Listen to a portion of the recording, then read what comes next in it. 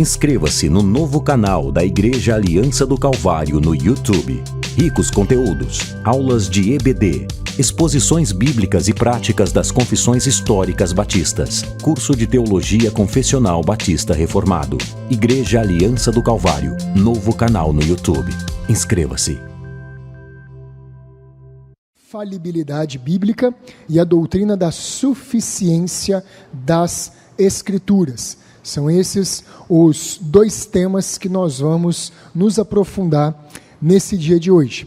E são temas importantíssimos. Abre lá a nossa confissão de fé, a vermelhinha, confissão de fé de New Hampshire. Vamos ler o que diz ela, porque isso tem tudo a ver com a infalibilidade e a suficiência. Vamos ver o capítulo 1 das Escrituras. E só um recado rapidamente, chegaram mais confissões Batista de 1689. Se você ainda não tem e gostaria de adquirir, está lá no fundo, na livraria, chegaram mais exemplares da confissão maior. Vamos lá então, a confissão menor de New Hampshire, diz assim, capítulo 1, cremos que a Bíblia Sagrada foi escrita por homens divinamente inspirados, isso a gente já viu, e que é um perfeito tesouro de instrução celestial, já vimos também, que tem Deus como seu autor, salvação como seu fim e verdade, sem qualquer mistura de erro, como seu conteúdo. Nós estamos agora nessa última parte, verdade, sem qualquer mistura de erro, como o seu conteúdo. O conteúdo bíblico é inerrante, foi o que a gente viu na aula passada. A Bíblia não contém falhas, a Bíblia não contém contradições. Tudo que a Bíblia afirma é verdadeiro, é justo. Só que agora nós vamos avançar, porque além da nossa confissão dizer que ela tem verdade sem qualquer mistura de erro com o seu conteúdo, não é só dizer que ela não tem falhas, é dizer também, isso aqui é quase um pleonasmo, mas é assim, não dizer que ela não tem erros, mas é dizer também que ela se cumprirá em tudo que ela prometeu. Isso significa que ela é infalível, ela não falhará. As palavras de Deus não cairão por terra. As palavras de Deus não passarão os anos e elas deixarão de se cumprir. Pelo contrário, todas as promessas de Deus, profecias, tudo aquilo que foi dito nas Escrituras se cumprirá. E eu quero que vocês abram lá em Atos capítulo 1:16. Atos capítulo 1:16. Nós vamos ver essa doutrina nas Escrituras. Atos 1:16 diz assim: irmãos, convinha que se cumprisse a Escritura, que o Espírito Santo proferiu anteriormente por boca de Davi, acerca de Judas, que foi o guia daqueles que prenderam Jesus. E a profecia está aí no versículo 20 de Atos 1, depois do 20, você vai ver. Davi, ele cita o Salmo 69 e ele cita o Salmo 109 também. São duas profecias que ele diz que se cumpriram, infelizmente, na vida de Judas, que ele negou a Jesus. Irmão, isso aqui é de uma importância gigantesca para nós, porque a doutrina da infalibilidade bíblica diz que nós temos a garantia que tudo que Deus disse se cumprirá. Nenhuma profecia ou promessa de Deus deixará de ter o seu cumprimento. Aqui, você pega o apóstolo Pedro, no versículo 16, e ele diz assim: irmãos, convinha, era necessário, era conveniente, era preciso que a Escritura se cumprisse. Qual Escritura? O livro de Salmos.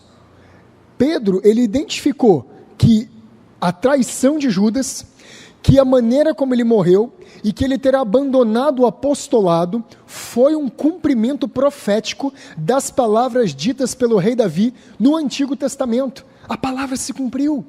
A Bíblia não falhou. Aquilo que estava dito no Antigo Testamento que aconteceria, aconteceu verdadeiramente. Como diz lá em Miqueias, no capítulo 5, e tu, Belém Efrata, posto que das pequenas entre as cidades de Judá, de ti sairá o guia que há de apacentar o meu povo Israel. O 5:2 fala isso. Se cumpriu. O Messias, ele viria de Belém de lá de Belém, da cidade de Davi, viria aquele que seria o guia, que apacentaria o povo de Deus. Se cumpriu plenamente. Agora, olha a maneira miraculosa que Deus fez isso se cumprir. José e Maria, eles não eram de Belém, eles não moravam em Belém, eles moravam em outra cidade. Ela estava desposada lá com José. Jesus, ele foi concebido pelo Espírito Santo no ventre de Maria, e isso também é um cumprimento profético do Antigo Testamento, a doutrina da encarnação.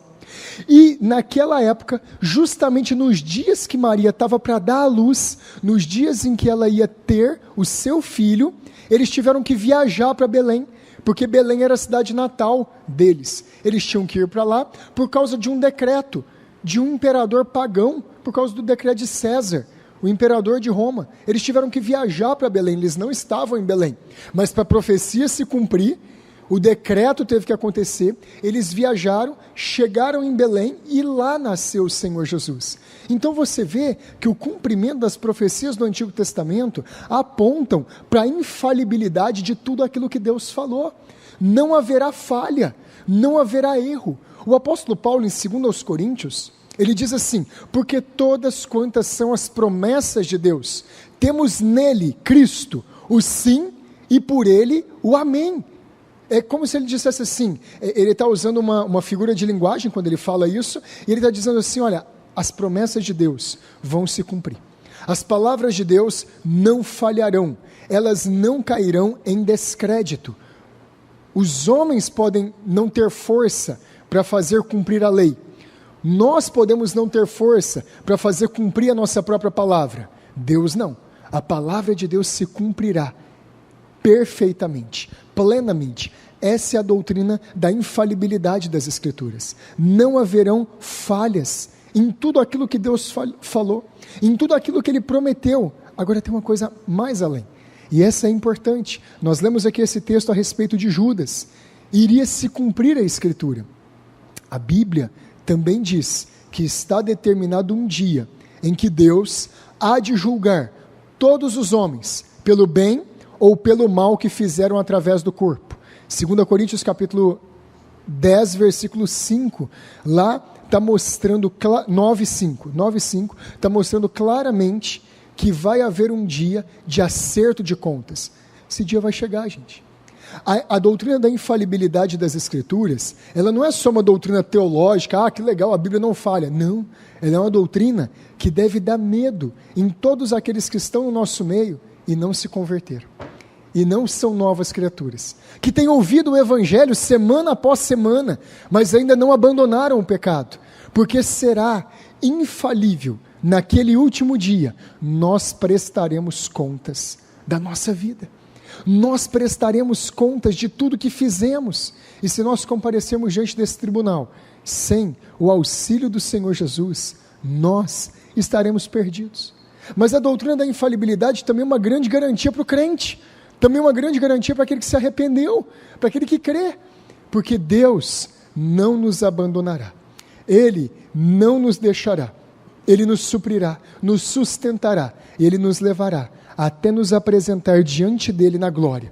Então essa doutrina, ela serve de grande conforto para o cristão e de grande alerta para aquele que tem brincado com Deus, para aquele que tem ouvido a palavra de Deus, mas não tem andado de acordo com ela. A palavra de Deus vai se cumprir. Outro versículo que a nossa confissão de fé coloca, Atos mesmo, capítulo 3, versículo 21. Veja só, mais uma profecia de Deus se cumprindo. Ao qual, está falando do Senhor Jesus, ao qual é necessário que o céu receba, até aos tempos da restauração de todas as coisas, de que falou Deus por boca dos seus santos profetas, desde a antiguidade. O Antigo Testamento foi cumprido no Novo. As profecias da Bíblia são verdadeiras, e elas terem se cumprido apontam para a infalibilidade da Bíblia. As palavras dos profetas, lá do Antigo Testamento, se cumpriram no Novo Testamento. Com base nisso, podemos ter certeza do cumprimento de todas as palavras do Novo Testamento no futuro. Aqui a gente avança um pouco mais no entendimento da doutrina. Se o Antigo Testamento se cumpriu, Se aquilo que os santos profetas falaram, lemos aqui agora, Atos 3, 21, Deus falou por boca dos seus santos profetas desde a antiguidade. Se aquilo que Deus falou desde a antiguidade se cumpriu quando o Senhor Jesus Cristo veio à terra, se cumpriu na encarnação do Senhor Jesus Cristo, então, aquilo que o Senhor Jesus falou e aquilo que os seus apóstolos falaram no Novo Testamento, também irá se cumprir, até o retorno do Senhor Jesus e até o início dos novos céus e nova terra.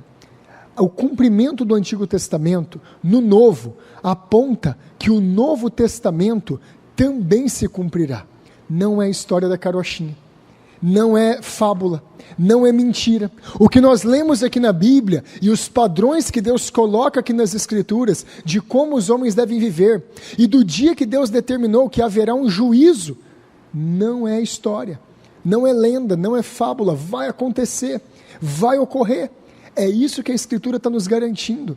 Ela se cumpriu no passado, ela vai se cumprir no futuro também. E isso aqui é muito importante para a nossa vida prática. As Escrituras são o padrão pelo qual Deus nos julgará. As Escrituras são a regra pela qual nós seremos aprovados ou nós seremos condenados.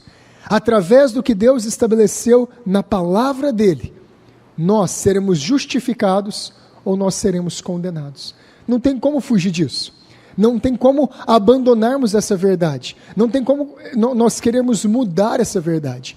E isso nos leva diretamente para a segunda doutrina que nós vamos estudar hoje. A doutrina da suficiência das Escrituras.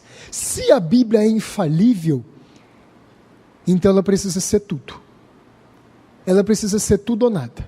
Ou a Bíblia é infalível, inerrante, e ela é tudo que ela diz que é, e por causa disso, ela precisa ser tudo o que nós temos em matéria de doutrina e em matéria de prática que a gente deve conduzir a nossa vida.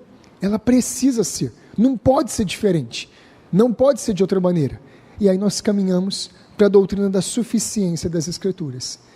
O que é a doutrina da suficiência? Suficiência das Escrituras é a afirmação de que tudo o que necessitamos para a salvação e uma vida agradável a Deus foi integralmente, não ficou nenhuma parte para fora, dado a nós na revelação da palavra de Deus.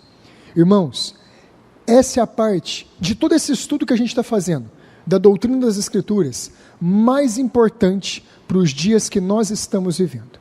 Eu vou te explicar por quê. Da mesma maneira que na época do Império Romano, cada povo que foi conquistado pelo Império Romano, eles foram muito inteligentes, o Império Romano. Eles não transportavam as pessoas de um lugar para o outro do Império, eles deixavam as pessoas continuarem vivendo onde elas estavam. Então os judeus, que foram conquistados pelo Império Romano, continuavam vivendo na Judeia. Os sírios continuavam vivendo lá na Síria. Os bretões continuavam vivendo lá na região da Inglaterra, do Reino Unido. Os gauleses continuavam vivendo lá na França, junto com Asterix e Obelix. Eles estavam tudo lá ainda, continuavam vivendo lá. Eles ficavam nos seus próprios países, nos seus próprios lugares. O Império Romano, ele não queria cair no erro que eles tinham visto muitos impérios anteriores caírem, e por isso que os impérios anteriores se esfacelaram. O Império Romano queria durar, e durou muito mesmo, durou quase 1000 anos. E o que acontece? Eles deixavam as pessoas nas suas cidades natais, e eles enviavam romanos, governadores, tribunos, cônsules, procônsules, enviavam essas pessoas para governar essas nações conquistadas lá onde eles estavam. Beleza. E eles davam liberdade para essas pessoas. Elas podiam continuar usando a língua delas, elas podiam continuar usando o dinheiro delas. Na época do Senhor Jesus, o dinheiro continuava sendo usado lá, o shekel, o ciclo de Israel, continuava sendo usado, mas tinha também a moeda romana, o stater e tudo mais lá. O que acontece então? Eles davam liberdade, certa liberdade econômica para eles, davam liberdade social para eles, e eles davam liberdade religiosa para eles. E era conferido a cada uma das pessoas do império liberdade religiosa. E eles podiam seguir a religião que eles quisessem. Não tinha problema.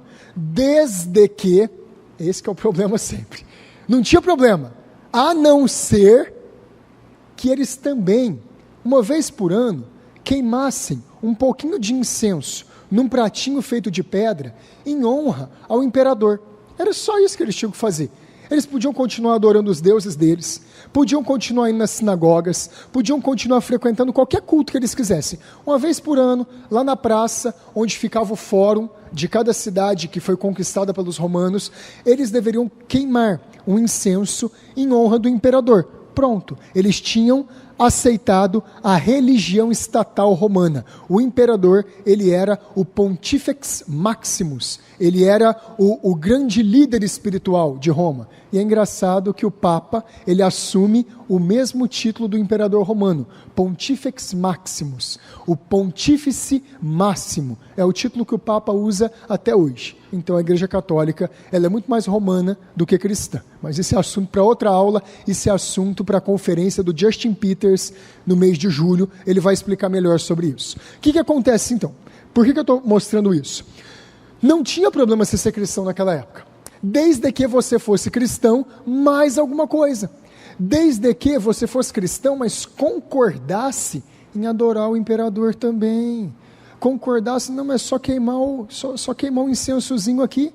E é isso que aconteceu no meio das perseguições dos cristãos, lá no século I, século II, III, os cristãos eram perseguidos e muitos apostatavam. E qual que era a apostasia que eles cometiam?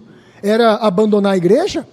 Era cometer pecados escabrosos? Era entregar os pastores deles? Não.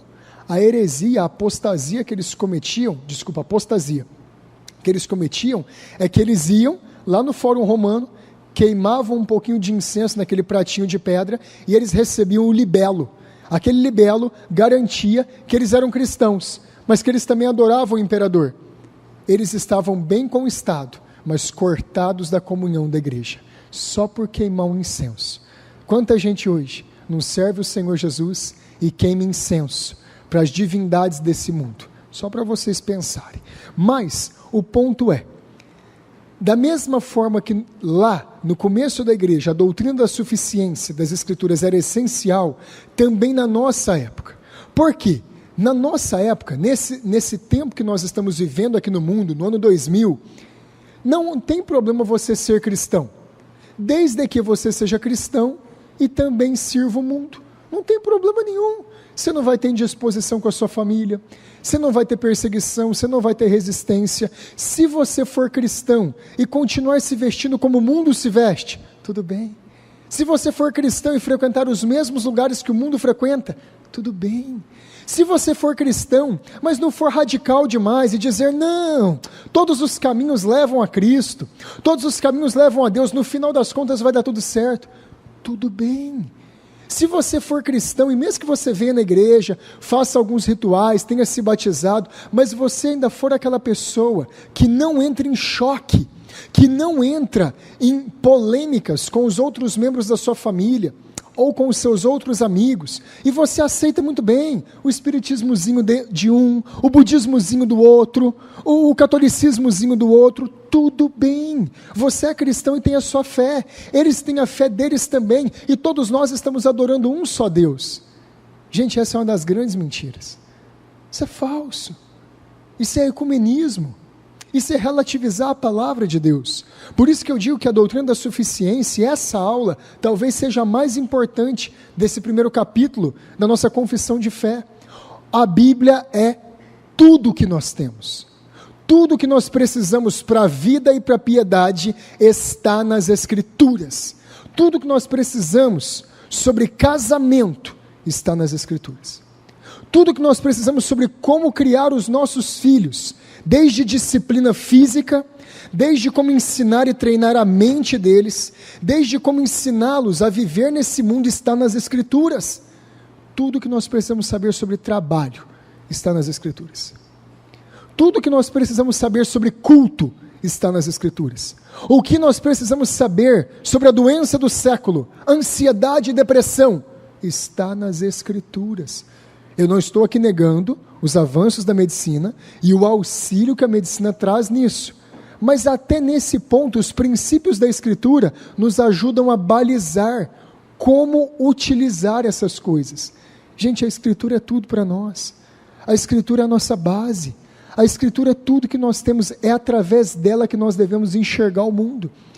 Agora, por que nós vemos tanto problema em famílias? Por que nós vemos tantos problemas em pessoas que estão na igreja, ouvem cultos, frequentam boas igrejas, estão sendo bem doutrinadas, ouvem bons ensinos, mas por que a família delas está cheia de problemas?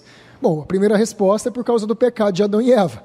Depois que eles pecaram, não tem como ter mais impecabilidade, perfeição. O pecado vai nos assolar, seremos tentados, haverão problemas, é verdade. Mas a segunda coisa é porque nós não andamos de acordo com as Escrituras.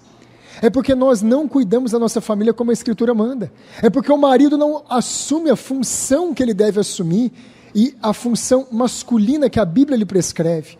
Está tudo errado, gente. Nós estamos vindo na igreja, cultuamos a Deus no final de semana e de segunda a sexta-feira nós vivemos como o mundo pede. Nós vivemos como Deus pede, algumas horas aqui na igreja, e depois nós vivemos como o mundo requer, como César, como a adoração pagã requer nos outros dias da nossa vida. É por isso que não vai funcionar, é por isso que não vai dar certo. A doutrina da suficiência das Escrituras, ela nos chama a praticar e a crer e a colocar em atividade tudo que ela nos ensina. A Bíblia deve ser tudo o que temos para nos guiar na vida. Suficiência é a doutrina que afirma que recorremos às Escrituras e a nada mais para das Escrituras tirarmos. Das Escrituras é que sai a doutrina que nós cremos, o modo como nós vivemos e a esperança que nós temos. Essas três coisas são o principal da doutrina da suficiência das Escrituras. O que nós cremos? A Escritura que fala. É ela que determina. Por isso que é tão importante uma confissão de fé. A confissão de fé mapeia para a gente as Escrituras. A confissão de fé mapeia e ela coloca para nós cercas, limites de onde não devemos passar. E ela instiga a nossa mente a estudar o que nós devemos saber. Muda tudo, gente. Muda tudo. As Escrituras é tudo o que precisamos para saber em qual doutrina nós cremos. As Escrituras. As Escrituras, elas prescrevem, elas ditam o modo como devemos viver. Não é do meu jeito, não é do seu jeito, não é do jeito de um pastor, não é do jeito de uma igreja, é do jeito da Bíblia. A Bíblia manda, ela comanda, nós seguimos o que ela fala. E ela mostra qual a esperança que nós devemos ter. Esse ponto também merece um certo detalhe. Por quê?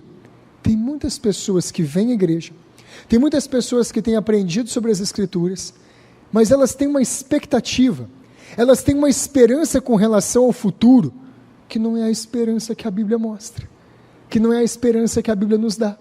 Muita gente está sendo ensinado em igrejas por aí a ter esperanças, grandes tempos estão por vir, o melhor de Deus está por vir. Você nunca ouviu essa frase? Você nunca ouviu isso? O melhor de Deus ainda está por vir, meu irmão. Esse é o ano da conquista. Quantas vezes a gente escuta isso daí? Em muitas igrejas aí afora. Não, a Bíblia não diz que o melhor de Deus está por vir nessa terra. A Bíblia diz que o melhor de Deus está por vir no céu. A Bíblia não diz que o melhor de Deus está por vir nos próximos 10 anos de prosperidade econômica aqui na terra. É mentira. E por que muitas pessoas acreditam nisso? Porque não estão vinculadas na doutrina da suficiência das Escrituras. Tem a Bíblia, mas quando o pau quebra, não, eu recorro ao conselho do fulano, eu recorro a outra coisa, eu recorro às tradições da família. Então não é a Bíblia. Então a Escritura não é suficiente. Essa doutrina é a doutrina crítica dos nossos dias. Porque todas as igrejas evangélicas dizem que seguem a Bíblia. Todas as igrejas aí que se dizem cristãs têm a Bíblia como norte, como padrão. Só que em última instância, não é verdade. Em última instância, quem governa são os gurus do crescimento da igreja. Em última instância, quem governa é aquilo que dá certo. Quem governa não é a palavra, são as ciências sociais, a sociologia, a psicologia. Quem governa é isso. Quem governa é a pedagogia mundana, é a maneira de ensinar os filhos de acordo com o mundo. Não é a palavra de Deus, não é o caminho do Senhor. Não pode, gente. Não pode. A esperança que nós temos é a esperança que a Escritura nos dá. Ela nos dá o norte. Você quer ver isso bem claro? Abre lá em 2 Coríntios capítulo 3, versículo 4.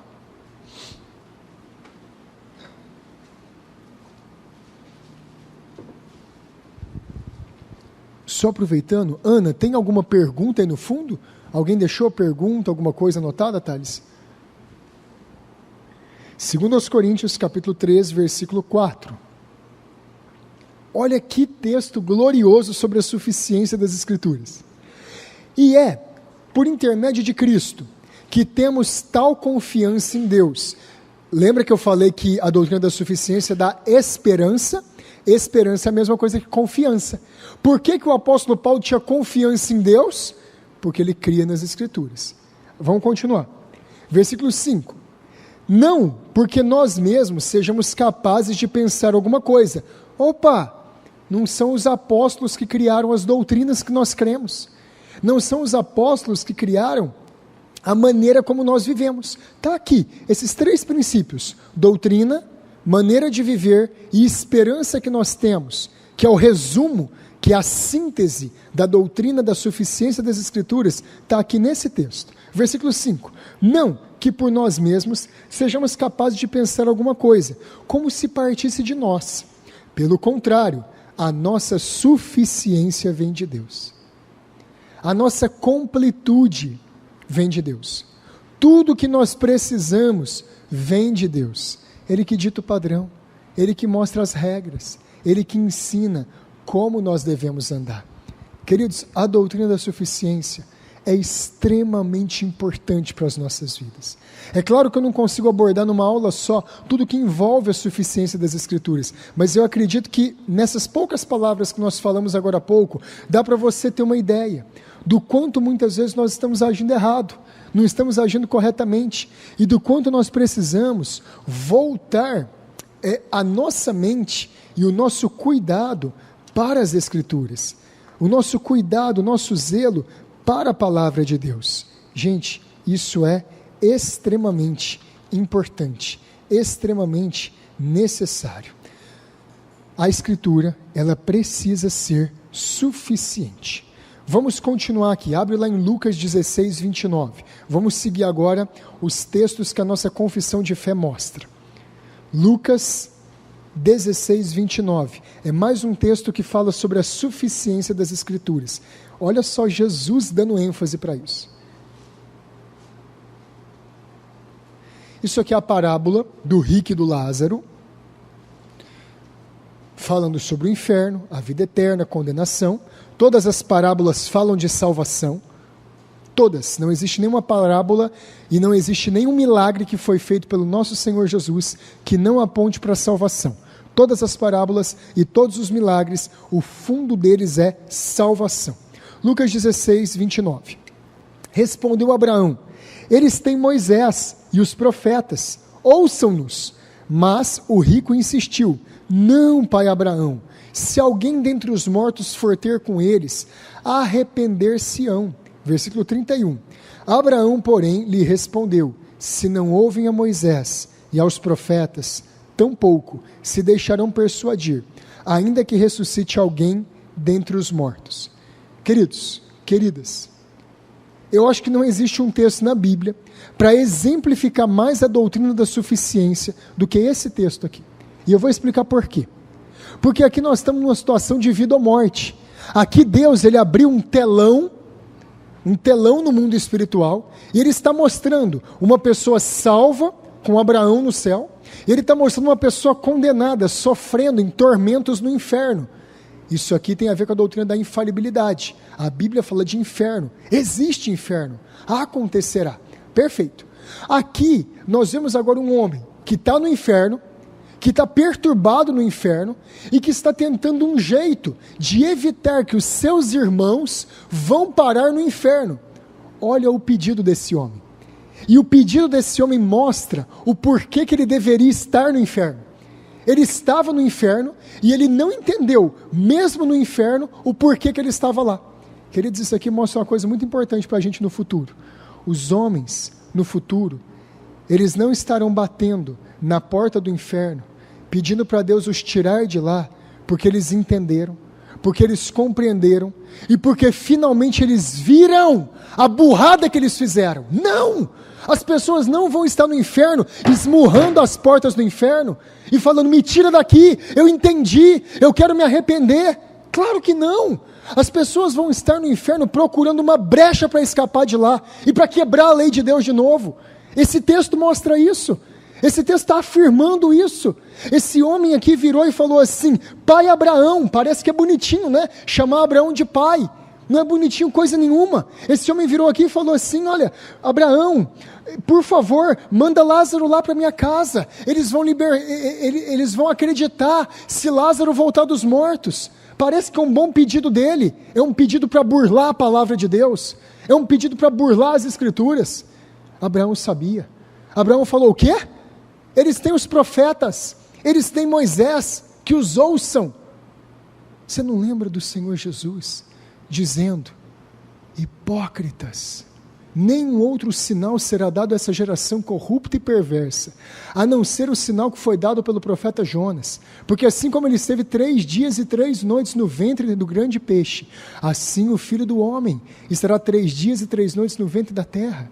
Jesus falou, eu sou a última revelação, eu sou a última palavra de Deus, eu sou a última revelação de Deus para a humanidade, nenhuma outra virá depois disso. Para que a gente precisa de mais profecias hoje, gente? Para que a gente precisa de mais visões hoje? Para que a gente precisa de mais revelações hoje? Para quê? Jesus é a palavra final de Deus, Jesus é a revelação final de Deus, tudo que nós precisamos está naquele homem. É isso aqui que Abraão falou nessa parábola. Falou o quê? Eles têm os profetas, eles têm Moisés, tudo que eles precisam para não ser condenados está revelado nas escrituras. Você sabe qual foi a malícia desse rico aqui? Pai Abraão, manda Lázaro de volta, falar com os meus irmãos, porque se eles soubessem o que está acontecendo aqui nesse tormento, com certeza eles não viriam para cá. Esse infame, esse maldito desse rico aqui da parábola, estava dizendo que a revelação de Deus não foi suficiente para impedir ele de ir para o inferno. Você acha que as pessoas vão querer sair do inferno? Você acha que as pessoas que estão no inferno e que irão para lá, elas estão lá arrependidas e falando, meu Deus, que burrada que eu fiz? Elas estão acusando Deus, que não deu para elas a condição de escaparem de lá. Elas são malditas 2 vezes. Gente, você está vendo a seriedade das escrituras? Você está vendo porque eu falei que essa aula aqui é a mais importante? Da suficiência das escrituras? Eu não sabia como eu deveria criar os meus filhos. Mentira! Você sabe ler? Você sabe escrever? Põe a sua cara na escritura. Estude, leia, seja homem, cuida da sua família, ampara os seus filhos. Você tem essa responsabilidade, não sou eu, não são os pastores, é você. Pastor, o senhor está bravo? Porque a doutrina da suficiência mostra tudo isso para a gente. Abraão continua aqui e fala assim, se não ouvem a Moisés e aos profetas, tão pouco se deixarão persuadir, tão pouco se deixarão convencer-se, ainda que ressuscite alguém dentre os mortos. Pastor, vai dar certo, pastor, vai funcionar, se eu receber uma unção, se eu receber uma bênção, se alguma coisa extraordinária acontecer, conversa, vai acontecer o dia que você passar a obedecer as escrituras. E aqui eu uso as palavras de Leonard de Ravenhill. Você quer ver a sua vida mudar? Comece a obedecer o que você nunca quis obedecer. Comece a fazer o que você nunca quis fazer. Aí ela vai mudar. Aí ela vai ser transformada. Aí você vai ver as escrituras viverem em você. Gente, isso aqui que eu estou fazendo é um apelo, é a Bíblia, ela é tudo que nós temos, ela é o padrão pelo qual nós vivemos. Não culpe depois uma igreja, não culpe depois um pastor, não me visitaram, não falaram comigo. Isaías capítulo 8, para a lei e para as escrituras, é para lá que nós vamos, é para a escritura. Cave as escrituras, perscrute as escrituras, vá nelas. Jesus afirmou que as escrituras são absolutamente suficientes para toda a nossa vida espiritual. Provérbios 30, versículo 5, abre lá.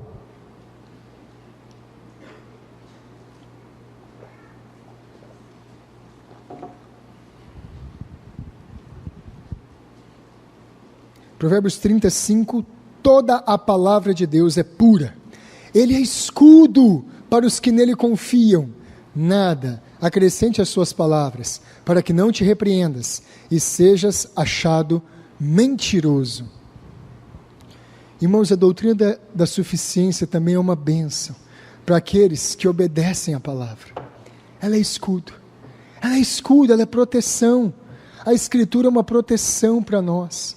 Viver de acordo com a Escritura é uma proteção para nós. E, irmãos, deixa eu ponderar isso tudo. Deixa eu trazer o equilíbrio para isso tudo. Viver de acordo com a palavra de Deus não significa que tudo que você faz vai dar certo, não. Viver de acordo com a palavra de Deus e com a Escritura sendo suficiente não significa que aqueles filhos que você criou com tanto temor, que você ensinou a orar, que você ensinou a ler as Escrituras, que todos eles vão vingar, que todos eles vão ser crentes também, mas você vai dar uma grande chance para eles de ser. Não significa que todos eles vão ser salvos, e que é uma garantia. Pastor, eu fiz, eu orei, eu intercedi, eu criei, eu eduquei na palavra do Senhor, por que não deu certo? A Bíblia está dizendo que é um escudo, mas a salvação, ela não repousa sobre a força do pai ou de uma mãe. Isso aqui é importante para trazer o equilíbrio também. Talvez, querido, se você fez tudo que estava ao seu alcance, tudo que você tinha luz na época para fazer com os seus filhos, a culpa não é sua, não. A falha não é sua dos seus filhos não estarem em Cristo, dos seus pais ainda não estarem em Cristo, não é nada disso, não. Só que a doutrina da suficiência nos dá uma garantia maravilhosa. Nós fazemos o trabalho do jeito que Deus manda, e nós confiamos a colheita e o resultado para Deus. Nós confiamos que Deus vai trazer o crescimento. Paulo semeou, Apolo regou, mas foi Deus que deu o crescimento. O pai semeou, a mãe regou, mas é Deus que vai dar o crescimento segundo o tempo dele. Pastor, então a gente deve desistir de ensinar nossos filhos? Claro que não. Você desistiria de cuidar bem de uma lavoura? Claro que não, você vai cuidar bem dela para ela te dar uma boa colheita. E se não der? Os resultados estão nas mãos do Senhor. Você cumpriu a sua parte com fidelidade. Esse é o ponto. Provérbios 35 está mostrando para nós que a palavra de Deus é pura e que não há falha nela, que ela é suficiente e que ela é sim um escudo para nós. Nós devemos estar contentes e plenamente satisfeitos com tudo que Deus nos revelou sobre a sua vontade na Bíblia. Esse texto aqui no versículo 6 fala: nada acrescentes as suas palavras. Irmãos, não é isso que está acontecendo no nosso tempo? Não é isso que está acontecendo nas igrejas por aí? Não é isso que está acontecendo em muitos lugares hoje? Que a fé cristã, ela virou um cipoal, ela virou uma coxa de retalhos, de um punhado de adições à verdade de Deus? Não é isso que está ocorrendo? Quantas doutrinas estranhas, quantos métodos estranhos, quantas novas unções, novas revelações. A Bíblia está dizendo: não acrescente nada às palavras de Deus, para que Ele não te repreenda e você seja achado mentiroso. Por isso que a doutrina da suficiência é tão importante. Tem gente pintando e bordando aí no meio dos evangélicos, acrescentando doutrina nova, palavra nova, acrescentando orientação nova sobre todas as áreas. Meus queridos, presta atenção nisso. Presta atenção, a Escritura falou, nós não devemos acrescentar nada novo às Escrituras. Elas são suficientes. Nós não precisamos da nova revelação que a igreja lá de Toronto está tendo. Não precisamos da nova fórmula para buscar a Deus do Benihim. Não precisamos da nova maneira de enriquecer do Morris Cerullo ou de qualquer um desses homens, dos do Brasil. Nós não precisamos de nada disso, não. Não precisamos de nenhuma desses métodos. São métodos carnais, para atrair pessoas carnais, para criar igrejas carnais. Isso não tem nada a ver com a gente. Nós estamos satisfeitos com as Escrituras. As Escrituras nos dão tudo o que nós precisamos. A palavra de Deus é tudo o que nós precisamos. Vamos avançar um pouco mais. Apocalipse 20, versículo 18. Um outro texto que a nossa confissão de fé nos recomenda.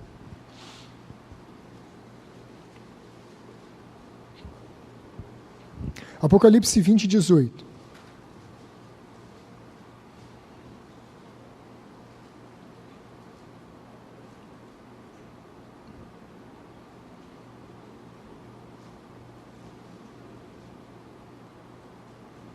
Legal. Apocalipse 20, 18. Aqui está falando de João, viu? A todo aquele que ouve as palavras dessa profecia deste livro, testifico. Se alguém lhes fizer qualquer acréscimo, Deus lhes acrescentará os flagelos escritos neste livro. Se alguém tirar qualquer coisa das palavras do livro dessa profecia, Deus tirará a sua parte da árvore da vida, da cidade santa e das coisas que se acham escritas neste livro. Gente, isso aqui é o final da Bíblia. Isso aqui é o último livro das Escrituras. Isso aqui é o último capítulo das Escrituras. Isso aqui, desculpa, não é o último capítulo não, calma, é só o último livro. Mas ele está dando aqui um alerta muito importante em Apocalipse 20. Nossa, é verdade, eu anotei errado. Então tá certo, é o último capítulo sim. Obrigado. Aí, a doutrina da inerrância, não me alcança. É 22, eu falei errado, é 22, 18, perdão, gente. Isso aqui é interessante para mostrar a seriedade da revelação bíblica. Vamos lá, vamos deixar esse ponto bem claro. Apocalipse é o último nó das Escrituras. Quando uma mulher costura, quando ela está costurando alguma coisa, fazendo, sei lá, a borda, o barrado de uma toalha, quando ela termina de dar todos os pontos naquela borda, ela fecha aquele ponto que ela deu com um nó. Ela passa, faz um arquinho, passa a agulha por dentro e puxa, e ela faz o arremate da costura. Apocalipse é o arremate da Escritura. Apocalipse é esse último nó que foi dado nas Escrituras. E esse último nó aqui no capítulo 22, ele mostra o seguinte, a suficiência das Escrituras. Não acrescenta nada e não tira nada, fica com ela. Vai dar coceira, vai dar vontade, vai dar comichão, vai dar desejo, não tira nada das Escrituras. Vai dar vontade, vai dar coceira, mas não põe nada nas Escrituras. Deixa as Escrituras exatamente como elas estão. O que Deus requer de nós com relação às Escrituras, irmãos, não é que a gente julgue elas, não é que a gente ache que elas são difíceis demais ou brandas demais. Deus quer que a gente simplesmente se conforme com elas, que a gente simplesmente as receba. É só isso que o Senhor quer. E o final da Bíblia mostra exatamente essa doutrina. Olha, se você acrescentar alguma coisa às palavras desse livro, os flagelos que estão escritos aqui, as condenações que estão escritas aqui, virão sobre a sua vida. E se você tirar alguma coisa da palavra do livro dessa profecia, você vai perder a sua parte da árvore da vida, da cidade santa e das coisas que se acham escritas nesse livro. O Apocalipse é um livro que tem promessas. A Bíblia é um livro inteiro que tem promessas. E se nós não andarmos de acordo com tudo que está na Escritura, ela sendo suficiente para tudo para a gente, nós seremos repreendidos por Deus. Então, queridos, tudo que nós precisamos saber sobre a vida cristã está aqui nas Escrituras. Não precisamos criar um método novo. E eu quero dar só um exemplo disso e depois nós vamos encerrar e vamos para as perguntas. Olha só, muito se ouve hoje no meio evangélico: eu estou indo na igreja para buscar a minha bênção. Ou então a pessoa diz: eu estou indo na igreja para ser liberto. Nossa, eu preciso ser liberto e tudo. Gente, onde que a Bíblia fala no Novo Testamento que nós vamos na igreja cultuar a Deus para buscar bênção? Não fala. Só na tarde da promessa. Mas onde que nós vamos para procurar nas Escrituras? Eu estou indo a Cristo para ser liberto. Eu quero ser liberto do vício, eu quero ser liberto disso, liberto daquilo. Querido, isso também não é uma terminologia bíblica. Vocês já viram o Senhor Jesus fazendo um culto de libertação com o endemoniado gadareno? 9 sexta-feira, endemoniado gadareno. 9 sexta-feira, nós vamos fazer uma oração forte, nós vamos fazer uma corrente, nós vamos orar com você, endemoniado gadareno. O homem tinha demônio, não tinha? Por que não fez um culto de libertação com o homem? Porque isso não precisa. E conhecereis a verdade, e a verdade vos libertará.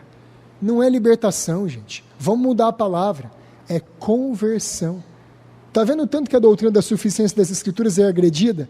As pessoas começam a ir na igreja, eu vou buscar a minha bênção, eu vou buscar o que eu preciso. A Bíblia fala que eu vou à igreja para dar culto a Deus, para oferecer algo a Deus, não para buscar. E a Bíblia fala que eu vou ao culto não é para ser liberto, que eu ouço a palavra de Deus não é para libertação. É claro que a libertação vem, mas eu ouço a palavra de Deus para ser gerado arrependimento.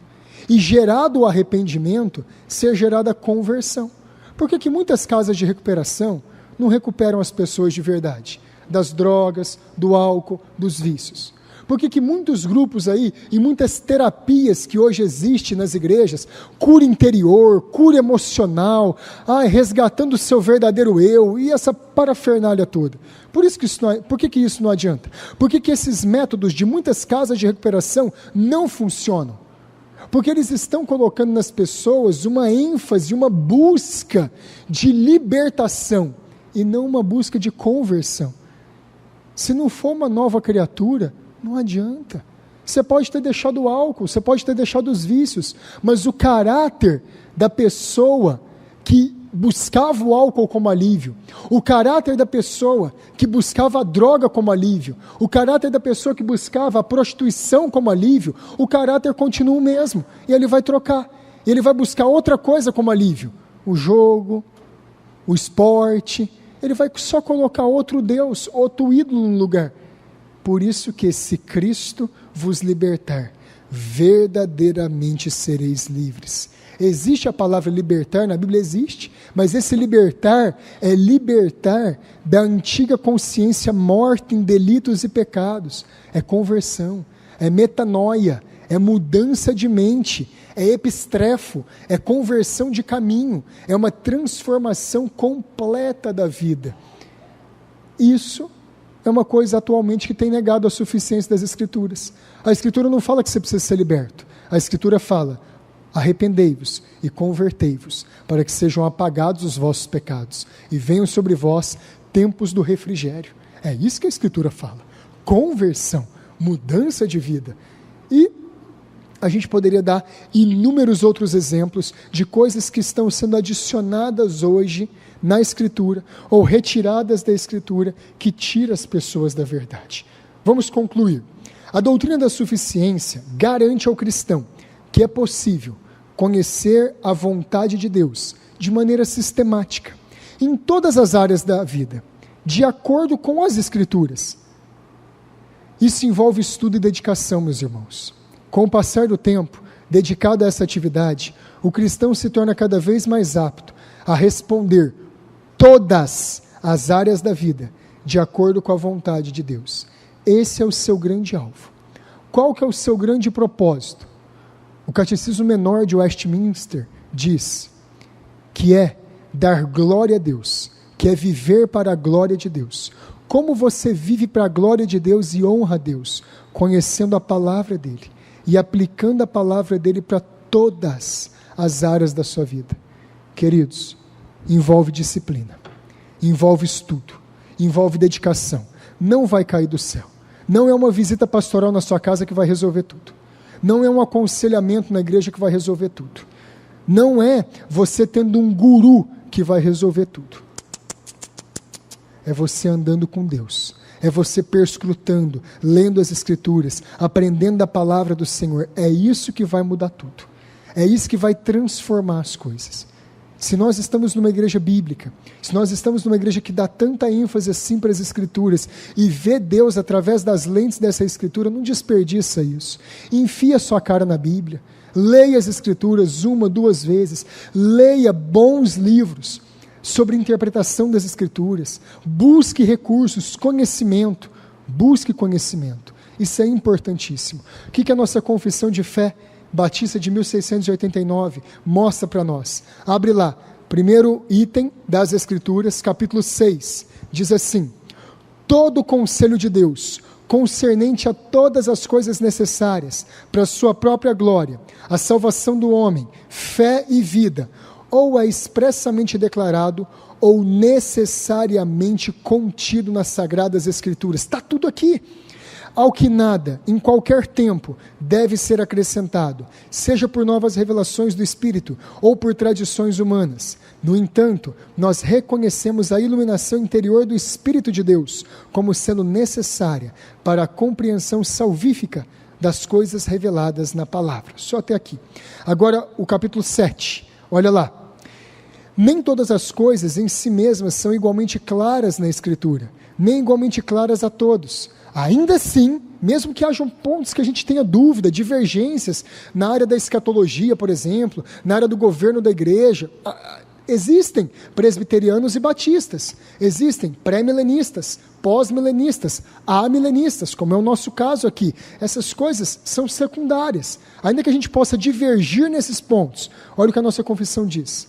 Ainda assim, aquelas coisas que necessitam ser conhecidas, cridas e observadas para a salvação, são tão claramente propostas e desveladas em algum ou outro lugar da Escritura, de forma que não apenas os doutos, os eruditos, mas os indoutos, no devido uso dos meios ordinários, podem alcançar uma suficiente compreensão delas. Se nós nos esforçarmos, exercitarmos nosso estudo, a nossa capacitação, nós podemos compreender tudo que a Escritura quer nos ensinar. Bíblico. Ela é a nossa fonte. Ela guia todos os rumos da nossa vida. E por conta disso, abre aí de novo, na nossa confissão de fé, no capítulo 1, das Escrituras, o primeiro item, lá no finalzinho, logo depois que fala o que faz da Escritura indispensável, página 26, aqueles antigos modos de Deus revelar a sua vontade ao seu povo, agora cessaram. O que é isso aqui? Isso aqui é a doutrina do cessacionismo. Tudo que Deus quis nos revelar está na palavra dele. Ele não quer acrescentar nenhuma revelação nova. Ele não quer acrescentar nenhuma visão nova, nenhuma profecia nova, nada novo. Pastor, o que isso quer dizer? Isso aqui quer dizer que aqui na Aliança do Calvário, nessas aulas de novos membros e nessas aulas da escola dominical, nós cremos na doutrina da suficiência da Escritura de modo completo. Não precisamos de novas revelações, novas profecias, novos sonhos, novas visões.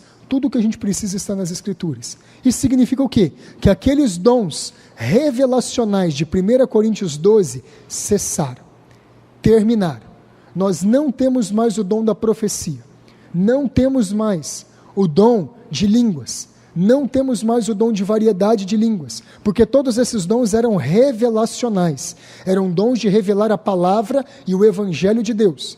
Não temos mais esses dons de sonhos, como era com Miriam, com Moisés. Não temos mais esses dons da nossa vida ser conduzida por aquilo que sonhamos, que vimos, visões. Não. Esses modos antigos de Deus revelar a sua vontade ao seu povo, agora cessaram. Isso tudo foi objeto de 9 aulas que nós demos há 2 anos atrás aqui na Escola de Novos Membros. Está lá, naquele link das aulas de novos membros, muito bem explicado, 9 aulas. Mas nós vamos voltar nesse assunto. Então, na aula que vem e na próxima aula, nós vamos fazer só um pit stop. E na aula que vem, na próxima aula, nós vamos tratar do cessacionismo.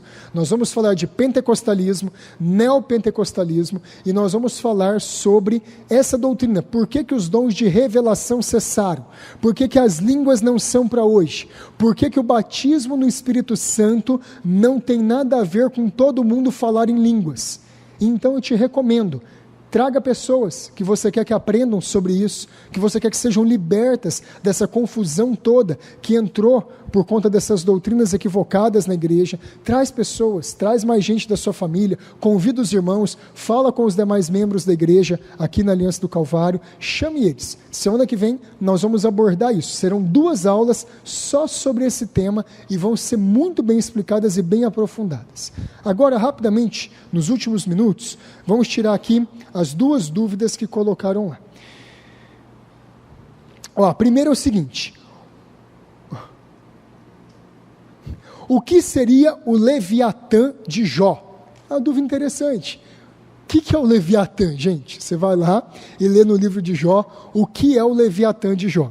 E a própria pessoa que fez a pergunta colocou: seria o peixe de Jonas? Olha, é uma boa pedida. Eu nunca tinha pensado nessa possibilidade do Leviatã ser o peixe que engoliu Jonas. Eu duvido que o Leviatã seja o peixe que engoliu Jonas. Eu acredito que não. Acho que não dá para fazer essas 2 ligações. O Leviatã, ele era algum tipo de animal que existia na época de Jó. E aí a gente precisa lembrar um pouquinho de Jó. Jó é um livro que conta uma história muito antiga, uma história da época, talvez, ali das primeiras famílias da terra. Jó, ele tem um mundo, ele tem um contexto muito diferente do Antigo Testamento. Ele relata coisas do período ali, eu acredito, antes de Abraão ainda, do período patriarcal. É um livro muito antigo, só que ele foi escrito num período recente. Perfeito. Recente que eu quero dizer é há 2.300 anos atrás, 2.400 anos atrás, talvez. Então, o que acontece? Jó está contando de histórias, situações, até de povos, de lugares, que nem na época de Abraão estavam lá mais. Então, assim, é muito antigo o negócio mesmo. Provavelmente, nessa época de Jó, existiam animais que hoje já não existem mais na terra, que estão extintos. Eles já tentaram comparar o Leviatã com um crocodilo gigante, com a baleia azul, já tentaram comparar o Leviatã e o Behemoth, que é outro animal que aparece lá também, com os dinossauros. Existem muitas comparações, todas elas são hipóteses, gente. Nós não temos dados suficientes para falar, olha, o Leviatã era tal coisa, olha, o Leviatã era tal dinossauro. Não dá para a gente falar. O que dá para a gente falar é que era uma criatura magnífica, que as lanças dos homens não perfuravam ele. Então, assim, que tipo de animal que é esse? Que força que era isso? Poderia ser um dragão das histórias agora mais recentes? Talvez, a gente não sabe. Então, assim, isso daí é um grande mistério, que só no céu a gente vai ter compreensão plena. O que era o tal do Leviatã? Agora, uma outra dúvida aqui, que tem bastante a ver com o tema que a gente está estudando, das Escrituras. Escuta só. Ao compararmos diferentes traduções da Bíblia, King James, Almeida e várias outras traduções, vemos que há de fato grandes diferenças. As diferenças são principalmente na exclusão de palavras e muda a profundidade do texto. Vi em um estudo que todas essas mudanças foram para diminuir a divindade de Cristo, para acrescentar ecumenismo, etc. Como garante que as mudanças só tiveram esse foco realmente? E aqui a pessoa colocou alguns exemplos. Por exemplo, Marcos 10, 21. Toma a tua cruz e me segue, na King James. Na Almeida, eu não sei qual Almeida. Venha e siga-me. E aí tem outros exemplos aqui também. Vamos lá, gente. Isso aqui é o seguinte. A versão bíblica King James, ela foi traduzida com um texto do Antigo Testamento que foi montado por Erasmo de Roterdã, chamava Textus Receptus. Era o texto mais avançado, mais apurado e mais correto que existia na época da Reforma. Erasmo de Roterdã, ele juntou, ele compilou esses textos e ele publicou o Novo Testamento dele, o Textus Receptus.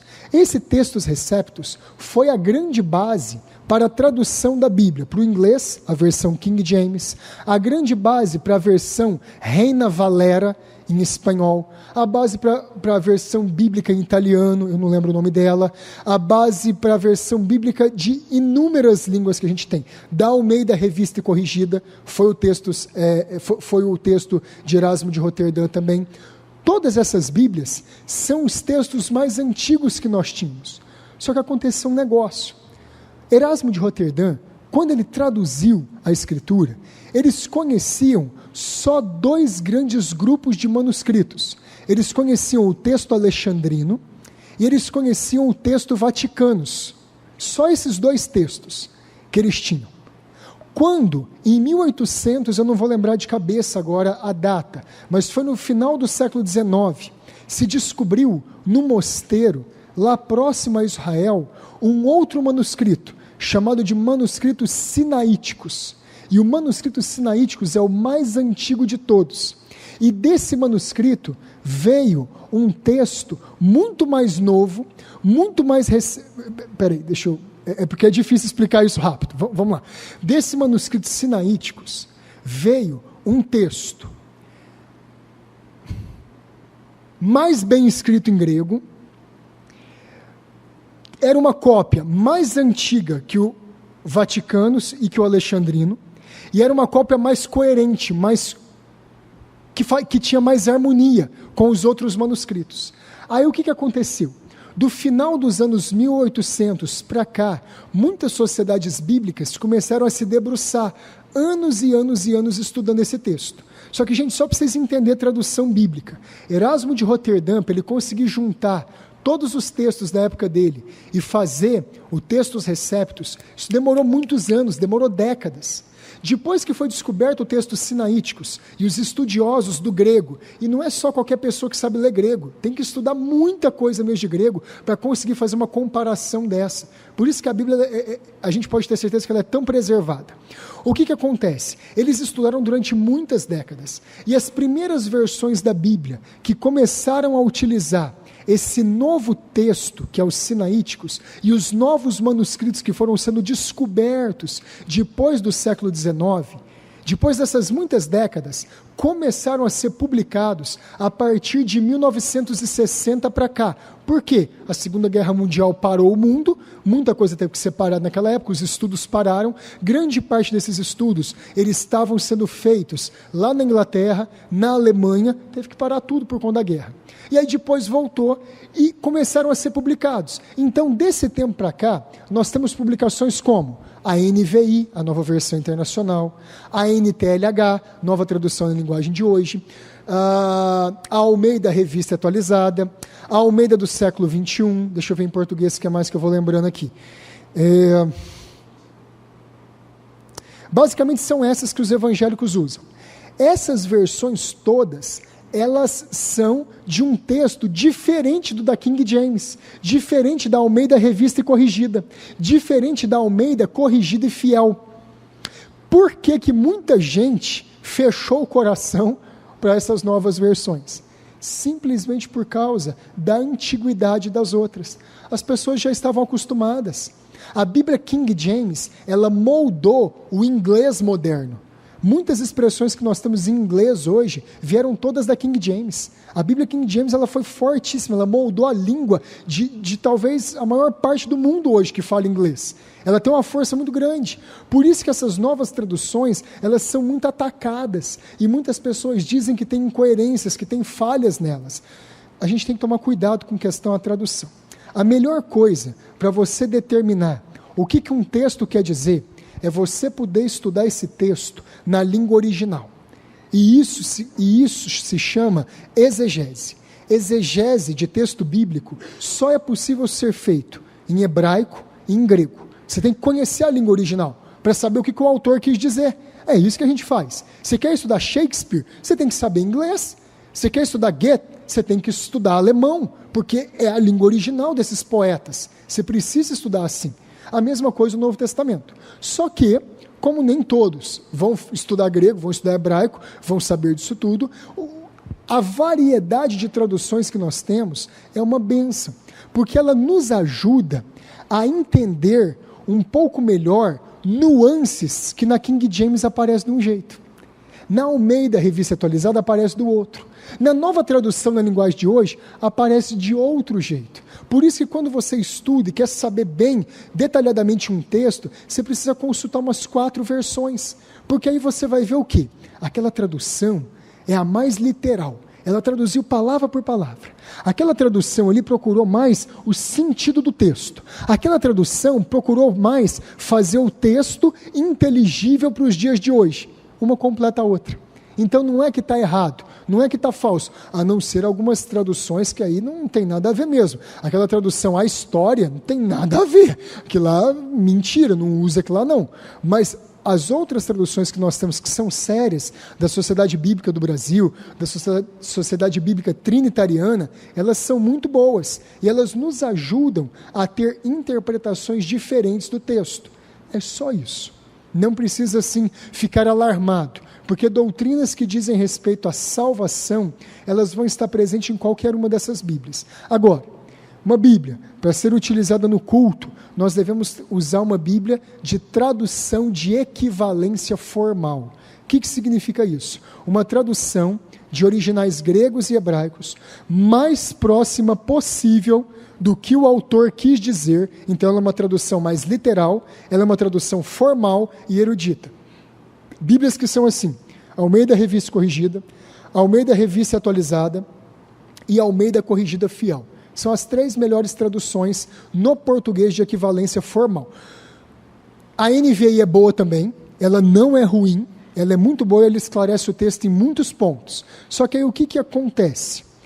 Revista e Corrigida, que é a da Assembleia de Deus.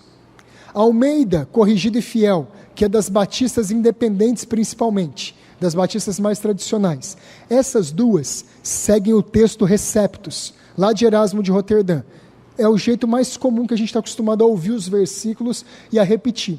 A Almeida Revista Atualizada, que é a que a gente adotou aqui na igreja, é a tradução mais nova delas. Mas nós entendemos ela como uma excelente equivalência formal, uma excelente equivalência aos manuscritos, muito boa também. Então são só essas as diferenças que existem.